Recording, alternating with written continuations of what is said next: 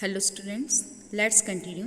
Chapter number 2, Physical Features of India, which is belonging to Geography. In this chapter, we already discussed about the land of India is fulfilled with the different physical features. The physical features of India can be grouped under the different physiographic division.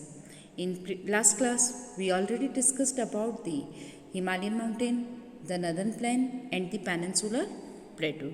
Today we are going to discuss about the new physical feature of India that is known as the Indian desert or the Thar desert. When we take the name of the desert, then such type of pics come in front of our eyes. इस तरह की कुछ images जो है वो हमारी आंखों के सामने आती है. The Indian desert lies towards the western margin of the Aravalli. This is the Aravalli mountain range और अरावली माउंटेन के वेस्ट में थार डेजर्ट सिचुएटेड है. और जब इंडिया के मैप में इसको डिस्कस किया जाए तो यह इंडिया के वेस्ट पार्ट में सिचुएटेड है.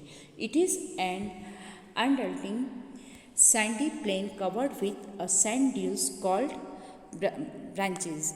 अब यह जो एरिया है वह चारों तरफ से सैंड ड्यूज से कवर्ड है और यह जो सैंड ड्यूज जो है इसे अपन लोकल लैंग्वेज में रेत के धोरे के नाम से भी जाना जाता है और इसे बारचांस के नाम से भी जाना जाता है. बारचांस क्या है?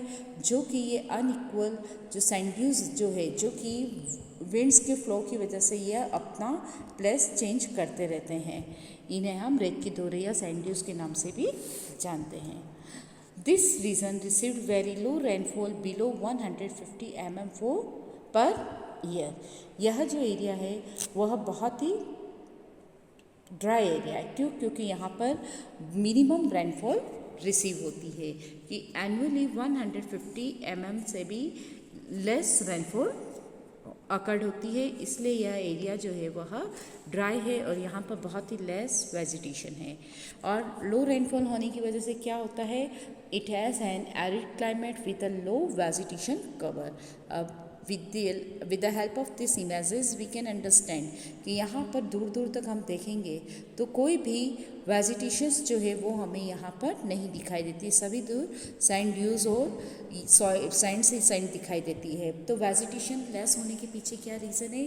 क्योंकि यहाँ का जो क्लाइमेट है काफ़ी एरिड है और लेस रेनफॉल की वजह से यहाँ पर बहुत ही लो वेजिटेशन पाई जाती है. Luni is the only large river in this reason.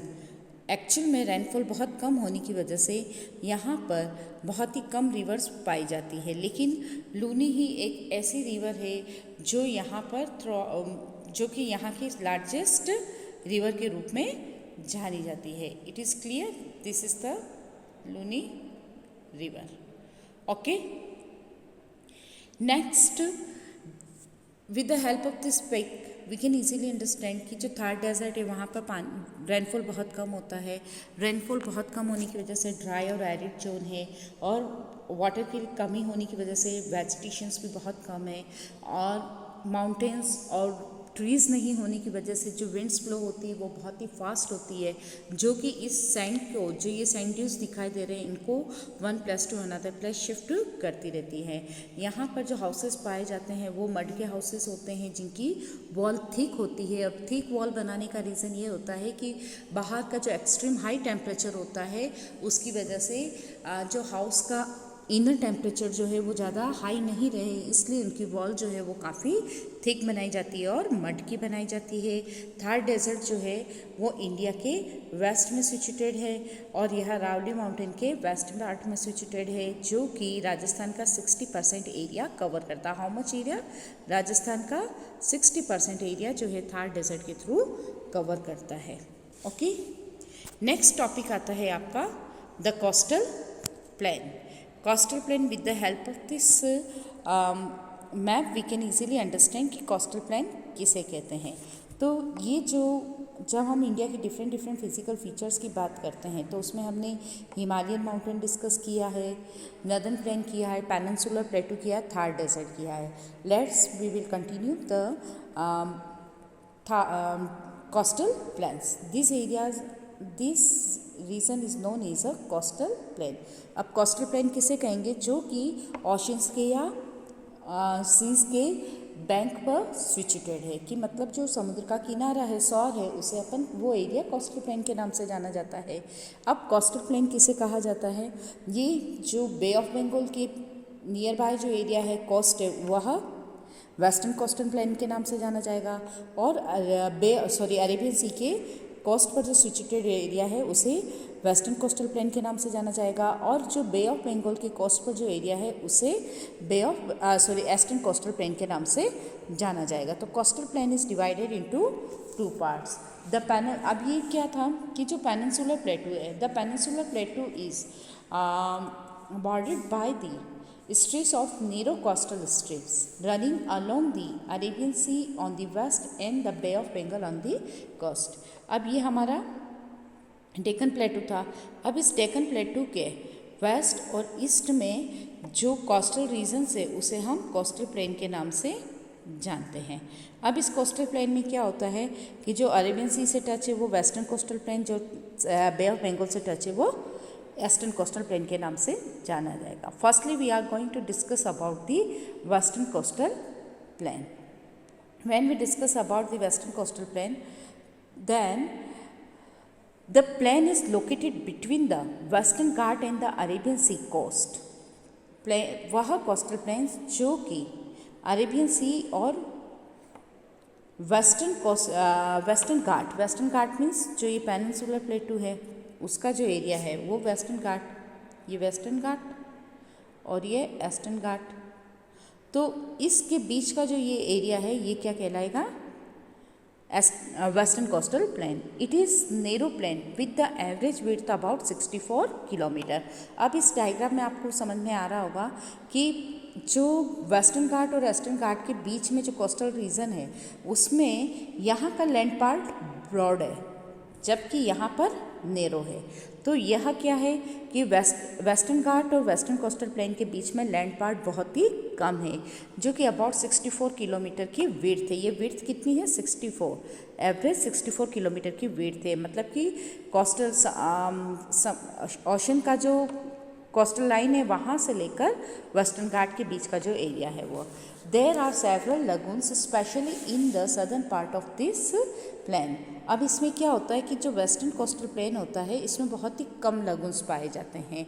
Lagoons क्या होता है कि जब रिवर्स फ्लो होती है तो वो रिवर क्या होती है, जो बीच में डीप प्लेसेस आते हैं लैंड के, उनमें अपना जो वाटर फिल कर देती है उसे हम लगून कहते हैं। तो इसमें बहुत ही कम लगून पाए जाते हैं और जो वो लगून पाए जाते हैं वो भी साउथ पार्ट में पाए जाते हैं।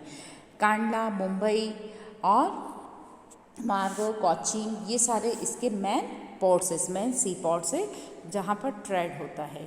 It is clear. Next, the plain has major 3 division. अब जो ये कोस्टल प्लेन है उसको मेनली 3 डिवीज़न में डिवाइड किया गया है। इसको कितने डिवीज़न में डिवाइड किया गया है? 3। फर्स्ट आता है आपका मुंबई से गोवा। मुंबई से गोवा वाला जो रीजन है उसे हम कोंकण कोस्ट कहते हैं। The northern part of the coast is called the Konkan coast, जो कहाँ से कहाँ तक स्ट्रेच्ड है? मुंबई टू गोवा। सेकंड आता है आपका कन्नड़ प्लेन। कन्नड़ प्लेन क्या होता है? जस्ट लाइक कर्नाटका के पास जो सेंट्रल स्ट्रेच है, ये तो हो गया आपका नॉर्थ पार्ट, ये हो गया सेंट्रल स्ट्रेच। तो ये जो कर्नाटका के पास जो सेंट्रल प्लेस है उसे हम कन्नड़ प्लेन के नाम से जानते हैं। अब कन्नड़ क्यों कहा गया? क्योंकि कर्नाटका में कौन सी लैंग्वेज बोली जाती है? कन्नड़ लैंग्वेज बोली जाती है। तो फर्स्ट हो गया आपका मुंबई टू गोवा जिसे कोंकण कोस्ट कहा जाता है। सेकंड आ गया आपका कन्नड़ प्लेन जो कि कर्नाटका में सिचुएटेड है। और थर्ड आता है आपका जो कि सदर्न मोस्ट पार्ट है जिसे अपन मालाबार कोस्ट के नाम से जानते हैं, जो कि केरला से बिलोंग करता है, केरला में सिचुएटेड है। ओके, तो जो वेस्टर्न कोस्टल प्लेन है उसको 3 पार्ट में डिवाइड किया गया है। नदर्न मोस्ट पार्ट जो है वेस्टर्न कोस्टल प्लेन का उसे हम कोंकण कोस्ट कहते हैं, जो कि मुंबई से गोवा है। सेकंड कर्नाटका में है जिसे कन्नड़ कोस्ट कहते हैं। और थर्ड केरला में है जिसे मालाबार कोस्ट के नाम से जाना जाता है, जो कि सदर्न मोस्ट पार्ट है। ओके, जो मेन रिवर्स यहाँ पे फ्लो होती है, the river such is Narmada, Tapi, Mahanadi. Narmada, Tapi, Mahanadi जो है वो मेन रिवर्स है जो कि ईस्ट टू वेस्ट फ्लो होती है और अरेबियन सी में जाकर मर्ज होती है। मेन पोर्ट्स कांडला है, मुंबई है, मांगू है, कोचीन है, मैंगलोर है, ये सारे इसके मेन सी पोर्ट्स है जहाँ से इंटरनेशनल ट्रेड मैनेज होता है। नेक्स्ट आता है आपका ईस्टर्न कोस्टल प्लेन। अब आपका ये तो आ गया वेस्टर्न कोस्टल प्लेन और ये आपका ईस्टर्न घाट और ये आ गया आपका ईस्टर्न कोस्टल प्लेन। तो अब आप देख लीजिए कि वेस्टर्न घाट और वेस्टर्न कोस्टल प्लेन की जो लैंड सरफेस है उसका एरिया बहुत ही नेरो है, जबकि ईस्टर्न घाट और ईस्टर्न कोस्टल प्लेन का जो एरिया है वो काफ़ी ब्रॉड है। क्यों है ऐसा? क्योंकि सारी रिवर्स हाइट इधर ज़्यादा होने की वजह से रिवर्स इधर फ्लो होती है और यहाँ पर लैंड पार्ट भी ज़्यादा बना हुआ है। It is clear. This plain is located between the eastern Ghat and the coast of bay of Bengal. Bay of Bengal की कोस्ट और ईस्टर्न घाट के बीच में यह एरिया सिचुएटेड है। तो यह आ गया आपका coast of bay of Bengal और यह आ गया आपका eastern Ghat. It is clear. Next, it is the comparatively border plain with the border plain with the average width of around 80 to 100 kilometre, जबकि इधर की कितनी थी 64 किलोमीटर। यहाँ की जो विड्थ है वह है 80 to 100 kilometre. This can be divided into 2 parts. अब जो ये ईस्टर्न कोस्टल प्लेन है उसको 2 पार्ट में डिवाइड किया गया है। जो नॉर्थ वाला पार्ट है उसे नदन सरकार के नाम से जाना जाता है। The northern part of the eastern coastal plain is known as a northern Circar and the southern part of the eastern coastal plain is known as a Coromandel coast. Coromandel coast. It is clear. Next, main rivers, यहाँ से flow होने वाली जो main river है वो कौन कौन सी है? तो मेन रिवर है यहाँ की महानदी, गोदावरी, कृष्णा, कावेरी, ये सारी मेन रिवर्स है जो कि वेस्ट से फ्लो होकर ईस्ट में जाती है और बे ऑफ बंगाल में जाकर मर्ज होती है। अब ये सारी मेजर रिवर है जो कि फ्लो होती हुई जब माउंटेन से स्लॉप में गिरती है तो ये कई सारी ब्रांचेस में कन्वर्ट हो जाती है और ये ब्रांचेस जो है बे ऑफ बंगाल में मिलने से पहले एक अपना रनवे बनाते हैं और उस रनवे को डेल्टा कहा जाता है। दिस रिवर्स है वो formed extensive delta on this coast. यह जो रिवर है अपनी कोस्ट पर काफ़ी डेल्टास की फॉर्मेशन करती है। चिल्का लेक जो है वह भी यहीं पर लोकेटेड है। ये देखिए आप चिल्का लेक जो है वो भी यहीं पर लोकेटेड है। ये चिल्का लेक है जो कि ईस्टर्न घाट पर सिचुएटेड है। The south of the Mahanadi delta is Orissa और महानदी का जो वो है वो अपने साउथ में एक डेल्टा बनाती है उड़ीसा में। This is the largest salt water lake in India और यह जो है चिल्का लेक जो है वह लार्जेस्ट सॉल्ट वाटर लेक है इंडिया की। यह चिल्का लेक और यह महानदी से मिलकर अपना एक डेल्टा बनाती है और ये लार्जेस्ट सॉल्टी वाटर लेक है उड़ीसा में। ओके, इंडिया की भी सबसे बड़ी सॉल्टेड वाटर लेक है। मेन सी पोर्ट कौन कौन से? तो विशाखापट्टनम है, चेन्नई है, पारादीप है, ये सारे यहाँ के मेन सी पोर्ट्स है ईस्टर्न कोस्टल प्लेन के। नेक्स्ट टॉपिक आता है आपका the group of island. Okay, ये क्लियर हो गया। नो डाउट कि ईस्टर्न कोस्टल प्लेन क्या होता है कि यह ईस्टर्न घाट और ईस्टर्न कोस्टल प्लेन के बीच में जो एरिया होता है वो भी ब्रॉड होता है या इस एरिया में डेल्टास भी बनाए जाते हैं और मेनली सारी रिवर्स है जैसे कि महानदी, गोदावरी, कृष्णा, कावेरी, वो सारी वेस्ट टू ईस्ट में फ्लो होती है क्योंकि वेस्ट का पार्ट हाइट में होता है और इसका पार्ट स्लॉप में होता है, डाउन होता है। तो स्लॉप होने की वजह से सारी रिवर्स बे ऑफ बंगाल में आती है। इसके अलावा डेल्टास की फॉर्मेशन होती है। चिल्का लेक यहाँ पर एक लगून के फॉर्म में है जो कि सॉल्ट वाटर की इंडिया की सबसे लार्जेस्ट लेक है। It is clear. नेक्स्ट है आपका the group of island. The group of island in India there are 2 group of islands are situated that is known as a Lakshadweep and Andaman Nicobar. Lakshadweep and Andaman Nicobar island. The Lakshadweep is located 300 km west coast of Kerala in the Arabian Sea. The Lakshadweep Island are the group of 36 island. Lakshadweep Island जो है वह ये just like with the help of this map कि केरला की the Lakshadweep island is located in the 300 kilometre west coast of Kerala in Arabian sea. तो Arabian सी में केरला से 300 kilometre के डिस्टेंस पर है और यह जो लक्षद्वीप आइलैंड है वह 36 आइलैंड्स का ग्रुप है। How many islands group of Lakshadweep island? 36 islands का ग्रुप है। The Lakshadweep islands were formerly known as Lakshadweep, Minicoy और Amindivi island. They were renamed Lakshadweep in 1973। Lakshadweep island जो है उसे पहले मिनिकॉय है, लक्षद्वीप है, इन नामों से जाना जाता था, लेकिन 1973 में इसे लक्षद्वीप के नाम से जाना गया। The Lakshadweep is the smallest union territory in the term of area. Lakshadweep जो है वह एक यूनियन टेरिटरी है इंडिया का, जो कि एक स्मॉलेस्ट यूनियन टेरिटरी है और इसकी कैपिटल है कवरावती, जो कि लक्षद्वीप का हेडक्वार्टर है और कैपिटल है कवरावती। अब ये जो आइलैंड है इसकी फॉर्मेशन कैसे हुई? लक्षद्वीप आइलैंड जो है इसकी फॉर्मेशन हुई कॉरल से। अब ये कॉरल क्या होता है? Coral polyps are a short lived microscopic organism which live in colonial in shallow mud free and the warm water। अब लक्षद्वीप आइलैंड जो है यह एक रॉक है और इस रॉक की फॉर्मेशन किससे हुई है? कॉरल क्या होता है? एक माइक्रोस्कोपिक ऑर्गेनिज्म होता है और ये जो माइक्रोस्कोपिक ऑर्गेनिज्म जो होते हैं वो कैल्शियम कार्बोनेट वगैरह को रिलीज़ करते हैं और जब वो कैल्शियम को रिलीज़ करते सीक्रेट करते हैं तो वो कैल्शियम क्या होता है कि जैसे ये हज़ारों की संख्या में इन कॉरल जो पॉलीज जो होती हैं इनका ग्रुप होता है। अब ये क्या करते हैं, जैसे जैसे कैल्शियम को सीक्रेट करते हैं, कैल्शियम कार्बोनेट को, तो वो सीक्रेट करते हुए वो धीरे धीरे इस तरह से जमते हुए लैंड सरफेस पर ओशन, ये ओशन में रहते हैं, क्या है ये? अरेबियन सी है, तो यहाँ पर ओशन में रहते हैं, तो वो धीरे धीरे इस तरह से सीक्रेट करते हुए जमते हुए चले जाते हैं और यही पार्ट धीरे धीरे ऊपर उठता हुआ वो वाटर सरफेस से अपसाइड आ जाता है और एक आइलैंड की तरह दिखाई देने लगता है, क्योंकि हज़ारों माइक्रोस्कोपिक ऑर्गेनिज्म का एक ग्रुप होता है जो कि मड फ्री, शैलो वाटर और वार्म वाटर में रहते हैं। तो इस तरह से यह अपना मिनिकॉय शेप बनाते हुए बढ़ते हुए चले जाते हैं। तो यह लक्षद्वीप को जब हम देखते हैं तो इस तरह के मिनिकॉय शेप में दिखाई देते हैं। ये मिनिकॉय क्यों? क्योंकि ये अपनी जो माइक्रो ऑर्गेनिज्म जो होते हैं वह अपनी कैल्शियम कार्बोनेट को सीक्रेट करते हैं, तो वो इस तरह से चट्टानों पर जमते हुए एक हाइट पर पहुंच जाते हैं। It is clear?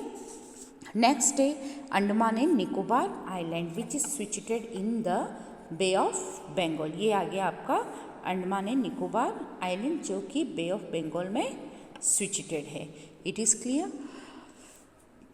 The southernmost point of India called the Indira Point, it is located in the Great Nicobar Island। अब इसका सदर्न मोस्ट पॉइंट जो है, जिसे इंडिया का जो सदर्न मोस्ट पॉइंट है जिसे हम इंदिरा पॉइंट के नाम से जानते हैं, जो कि अंडमान एंड निकोबार आइलैंड में सिचुएटेड है, इसका लास्ट पॉइंट है, जिसे जो कि 2004 में जो सुनामी आई थी उसकी वजह से वो पार्ट जो है वो डूब गया था और यह सदर्न मोस्ट पॉइंट है जिसे इंदिरा पॉइंट के नाम से जाना जाता है। It is located in a Nicobar island. अब जो अंडमान एंड निकोबार आइलैंड है वह 2 पार्ट में डिवाइड है। यस, इसका जो सदर्न पार्ट है, नदर्न पार्ट है, इसे अंडमान आइलैंड के नाम से जाना जाता है।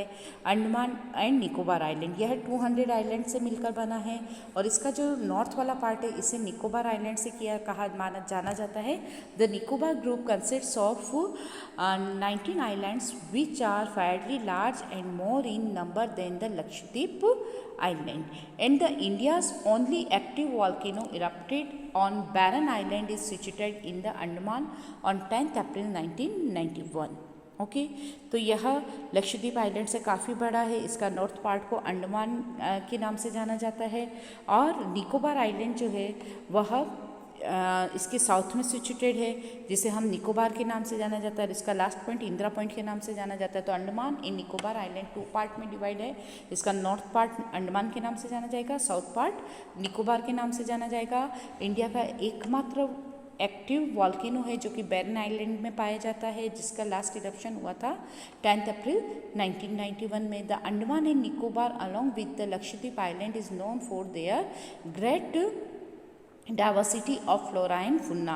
अब अंडमान निकोबार आइलैंड और लक्षद्वीप आइलैंड वो अपनी फ्लोरा और फुन्ना डाइवर्सिटी की, मतलब यहाँ पर इतनी रिच वैरायटीज़ है वाइल्ड एनिमल्स की, वेजिटेशंस की, नेचर, तो इन सब की वजह से इसे अपन बहुत सारी ग्रेट डाइवर्सिटीज़ के नाम से भी जाना जाता है।